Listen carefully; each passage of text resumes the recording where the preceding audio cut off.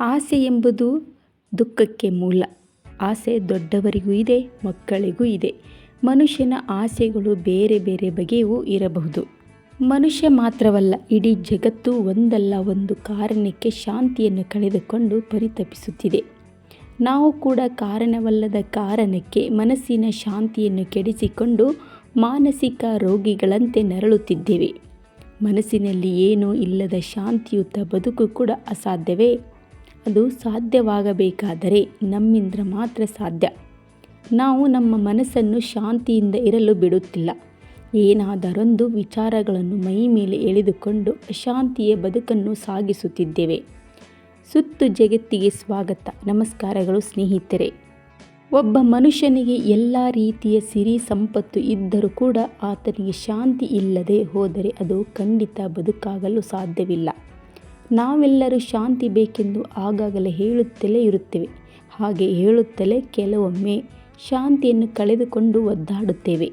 ಇದಕ್ಕೆ ಕಾರಣಗಳು ಅನೇಕವಿಯಾದರೂ ಅದರಲ್ಲಿ ಬೇರೆಯವರನ್ನು ನೋಡಿಕೊಂಡು ಅಸೂಯೆ ಪಡುವುದು ಶಾಂತಿ ಕಳೆದುಕೊಳ್ಳುವಂತೆ ಮಾಡಿಬಿಡುತ್ತದೆ.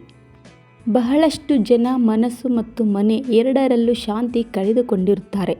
ಮೇಲ್ನೋಟಕ್ಕೆ ಅರಮನೆಯಂತಹ ಮನೆ ಇದ್ದರೂ ಮನಸ್ಸಿನ ನೆಮ್ಮದಿಯೇ ಕಳೆದುಕೊಂಡಾಗ ಅಲ್ಲಿ ಖುಷಿಯಾಗಿ ಜೀವನ ಸಾಗಿಸುವುದು ಕಷ್ಟವೇ ಆಗುತ್ತದೆ. ನಾವು ನಮಗೆ ಗೊತ್ತಿಲ್ಲದಂತೆ ಅಶಾಂತಿಯನ್ನು ತಲೆಗೆ ತುಂಬಿಕೊಂಡು ಬದುಕುತ್ತಿರುತ್ತೇವೆ. ಬಹಳಷ್ಟು ಜನ ಅಯ್ಯೋ ಮನಸ್ಸಿಗೆ ಶಾಂತಿಯೇ ಇಲ್ಲ ಎಂದು ಆಗಾಗ್ಗೆ ಹೇಳುತ್ತಿರುತ್ತಾರೆ. ಇಷ್ಟಕ್ಕೂ ಶಾಂತಿ ಎಲ್ಲಿರುತ್ತದೆ? ಅದು ಬೇರೆಯವರಿಂದ ಎರವಲು ಪಡೆಯುವಂಥದ್ದಾ ಅಂತ ಪ್ರಶ್ನೆಗಳು ಎಲ್ಲರಲ್ಲಿ ಮೂಡುತ್ತಲೇ ಇರುತ್ತದೆ. ಬಹಳಷ್ಟು ಜನರ ಮನಸ್ಸಿನಲ್ಲಿ ಗೊಂದಲ ಸೃಷ್ಟಿಯಾಗಿ ಅಶಾಂತಿ ಉಂಟಾದಾಗ ಧಾರ್ಮಿಕ ಸ್ಥಳಗಳಿಗೆ ಅಥವಾ ದೂರದ ಊರುಗಳಿಗೆ ಭೇಟಿ ನೀಡಿ ಬರುವುದನ್ನು ರೂಢಿಸಿಕೊಂಡಿರುತ್ತಾರೆ. ಇದೊಂದು ರೀತಿಯಲ್ಲಿ ಒಳ್ಳೆಯ ಅಭ್ಯಾಸವಾದರೂ ಎಲ್ಲರಿಗೂ ಹೀಗೆ ಮಾಡಲು ಸಾಧ್ಯವಿಲ್ಲ. ಒಬ್ಬ ವ್ಯಕ್ತಿ ಜೀವನದಲ್ಲಿ ಯಶಸ್ಸನ್ನು ಹೇಗೆ ಸಾಧಿಸಬಹುದೆನ್ನುವುದರ ಕುರಿತು ಆಚಾರ್ಯ ಚಾಣಕ್ಯ ತನ್ನ ನೀತಿಯಲ್ಲಿ ಸಾಕಷ್ಟು ವಿಷಯಗಳನ್ನು ಹೇಳಿದ್ದಾನೆ. ಅದೇ ರೀತಿ ಚಾಣಕ್ಯನ ಈ ತತ್ವಗಳು ಕೂಡ ಯಶಸ್ವಿನ ಮಾರ್ಗವನ್ನು ಸೂಚಿಸುತ್ತದೆ. ಮನುಷ್ಯ ಸೋಮಾರಿತನವನ್ನು ಬಿಟ್ಟು ಬಿಡಬೇಕು. ಸೋಮಾರಿತನವೇ ಒಬ್ಬ ವ್ಯಕ್ತಿಯ ಯಶಸ್ಸಿಗೆ ದೊಡ್ಡ ಅಡಚಣೆಯಾಗಿದೆ. ಸೋಮಾರಿತನವನ್ನು ಬಿಟ್ಟುಕೊಡಲು ಸಾಧ್ಯವಾಗದವರು ಯಶಸ್ಸಿನಿಂದ ದೂರವಿರುತ್ತಾರೆ. ಮುಂಜಾನೆ ಎದ್ದಾಕ್ಷಣ ಯೋಗವನ್ನು, ವ್ಯಾಯಾಮವನ್ನು, ಜ್ಞಾನವನ್ನು ಅಥವಾ ದೇವರ ಪೂಜೆಯನ್ನು ಮಾಡುವಲ್ಲಿ ನಮ್ಮನ್ನು ನಾವು ತೊಡಗಿಸಿಕೊಂಡರೆ ಸೋಮಾರಿತನವು ನಮ್ಮಿಂದ ದೂರಾಗುವುದು. ಸೋಮಾರಿತನ ನಮ್ಮಲ್ಲಿ ಮನೆ ಮಾಡಿದಾಗ ನಮ್ಮ ಗಮನ, ಮನಸ್ಸನ್ನು ಕೆಲಸದತ್ತ ಕೇಂದ್ರೀಕರಿಸಲು ಸಾಧ್ಯವಾಗುವುದಿಲ್ಲ. ಇಂದಿನ ಕೆಲಸವನ್ನು ನಾಳೆ ಮುಂದೂಡಬೇಡಿ. ಇಂದಿನ ದಿನ ಮಾಡಬೇಕಾದ ಕೆಲಸವನ್ನು ನಾಳೆ ಮಾಡಿದರಾಯಿತೆಂದು ಅದನ್ನು ಎಂದಿಗೂ ತಪ್ಪಿಸಬಾರದು. ಈ ರೀತಿ ಮಾಡುವವರು ತಡವಾಗಿ ಯಶಸ್ಸನ್ನು ಪಡೆಯುತ್ತಾರೆ ಎಂದು ಚಾಣಕ್ಯ ನೀತಿ ಹೇಳುತ್ತದೆ. ಇಂದಿನ ಕೆಲಸವನ್ನು ಇಂದೇ ಪೂರ್ಣಗೊಳಿಸುವ ಛಲವನ್ನು ಮನುಷ್ಯನು ಹೊಂದಿರಬೇಕು. ಆಗ ಮಾತ್ರ ಆ ವ್ಯಕ್ತಿ ಯಶಸ್ಸನ್ನು ಸಾಧಿಸಲು ಸಾಧ್ಯ. ನಾಳೆ ಎಂದವನ ಮನೆ ಹಾಳು ಎನ್ನುವ ಮಾತನ್ನು ನಾವೆಲ್ಲರೂ ಈಗಾಗಲೇ ಹಲವು ಬಾರಿ ಕೇಳಿರುತ್ತೇವೆ. ಇದು ನಿಜ. ಇಂದು ಮಾಡಬೇಕಾದ ಕೆಲಸವನ್ನು ನಾಳೆ ಎಂದು ಎಂದಿಗೂ ಮುಂದೂಡದಿರಿ. ದುರಾಸೆ ಎಲ್ಲ ದುಃಖಗಳಿಗೆ ಕಾರಣವಾಗಿದೆ. ಆಸೆಯೇ ದುಃಖಕ್ಕೆ ಮೂಲ ಎನ್ನುವ ಗಾದೆಯೂ ಇದೆ. ಈ ಗಾದೆ ಮಾತು ಹೆಚ್ಚಿನವರಿಗೆ ತಿಳಿದಿರುತ್ತದೆ. ಆದರೂ ನಾವು ಆಸೆಯನ್ನು ಬಿಡುವುದಿಲ್ಲ. ನೋಡಿದ್ದೆಲ್ಲ ನಮಗೆ ಬೇಕೆನ್ನುವ ಆಸೆ ಯಾವ ವ್ಯಕ್ತಿಯಲ್ಲಿ ಹೆಚ್ಚಾಗಿರುತ್ತದೆಯೋ ಆ ವ್ಯಕ್ತಿ ಎಂದಿಗೂ ಅಭಿವೃದ್ಧಿಯ ಹಂತವನ್ನು ತಲುಪುವುದಿಲ್ಲ. ದುರಾಸೆಯಿಂದ ಮುಕ್ತವಾಗಿ ತಮ್ಮ ದಿನವನ್ನು ಪ್ರಾರಂಭಿಸುವ ಜನರು ಎಂದಿಗೂ ಜೀವನದಲ್ಲಿ ನಿರಾಸೆ ಹೊಂದುವುದಿಲ್ಲ. ಮನುಷ್ಯ ಕೋಪವನ್ನು ತಪ್ಪಿಸಬೇಕು. ವ್ಯಕ್ತಿಯ ದೊಡ್ಡ ಶತ್ರು ಕೋಪ. ಆದ್ದರಿಂದ ಇದನ್ನು ತಪ್ಪಿಸಬೇಕು. ಕೋಪದಲ್ಲಿ ಒಬ್ಬ ವ್ಯಕ್ತಿಗೆ ಒಳ್ಳೆಯದು ಮತ್ತು ಕೆಟ್ಟದ್ದನ್ನು ಪ್ರತ್ಯೇಕಿಸಲು ಸಾಧ್ಯವಾಗುವುದಿಲ್ಲ. ಆ ಕ್ಷಣದಲ್ಲಿ ಅವನು ಒಳ್ಳೆಯ ವಿಷಯಗಳ ಮೇಲೂ ಕೋಪಗೊಳ್ಳುತ್ತಾನೆ, ಕೆಟ್ಟ ವಿಷಯಗಳ ಮೇಲೂ ಕೋಪಗೊಳ್ಳುತ್ತಾನೆ.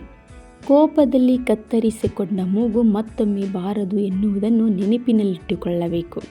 ಒಮ್ಮೊಮ್ಮೆ ಕೋಪದಲ್ಲಿ ನಾವು ಏನು ಮಾಡುತ್ತೇವೆ ಎನ್ನುವುದು ನಮಗೆ ತಿಳಿದಿರುವುದಿಲ್ಲ.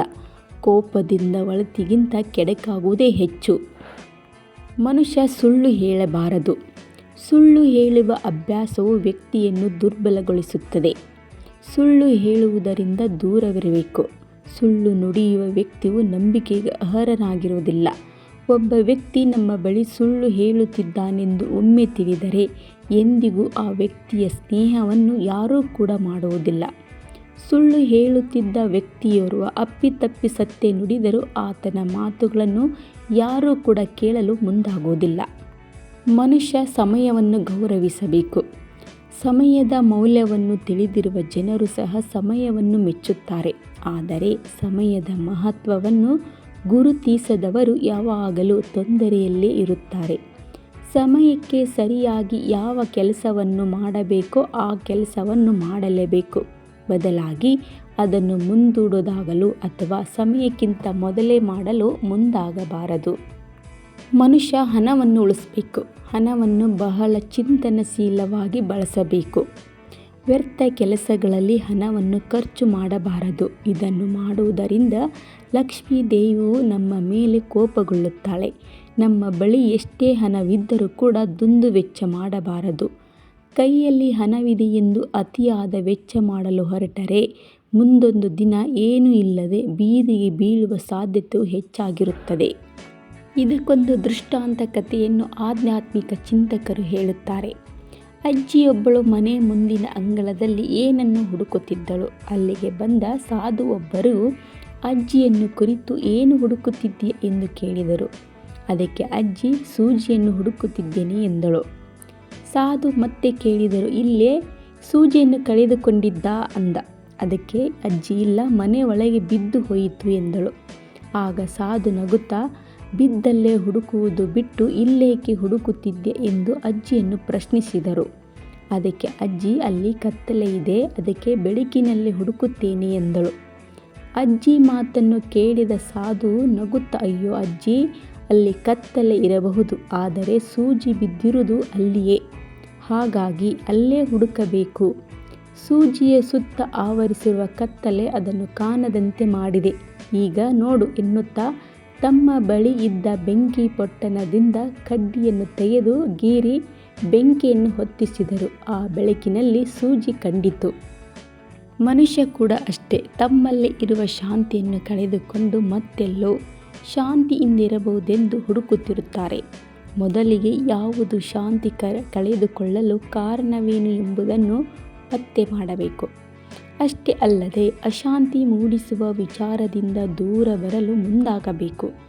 ತಮ್ಮಲ್ಲಿ ಮೂಡುವ ಅಶಾಂತಿಯನ್ನು ಹೊರಗೆ ಅಟ್ಟಿದರೆ ಶಾಂತಿ ತನ್ನಿಂದ ತಾನಾಗೇ ಬಂದು ನೆಲೆಸುತ್ತದೆ. ಇದಕ್ಕೆ ಸಂಬಂಧಪಟ್ಟಂತೆ ಏನೇ ವಿಷಯಗಳಿದ್ದರೆ ನಿಮಗೆ ಅಪ್ಡೇಟ್ಗಳನ್ನು ನೀಡುತ್ತಿರುತ್ತೇವೆ. ನೀವು ಇನ್ನೂ ಕೂಡ ನಮ್ಮ ಚಾನಲ್ಗೆ ಸಬ್ಸ್ಕ್ರೈಬ್ ಆಗಿಲ್ಲಂದರೆ ಇವಾಗಲೇ ಸಬ್ಸ್ಕ್ರೈಬ್ ಮಾಡಿಕೊಳ್ಳಿ. ಪಕ್ಕದಲ್ಲಿರೋ ಬೆಲ್ ಐಕನ್ ಪ್ರೆಸ್ ಮಾಡಿ. ಮತ್ತೆ ಭೇಟಿಯಾಗೋಣ. ನಮಸ್ತೆ. ಜೈ ಕರ್ನಾಟಕ ಮಾತೆ.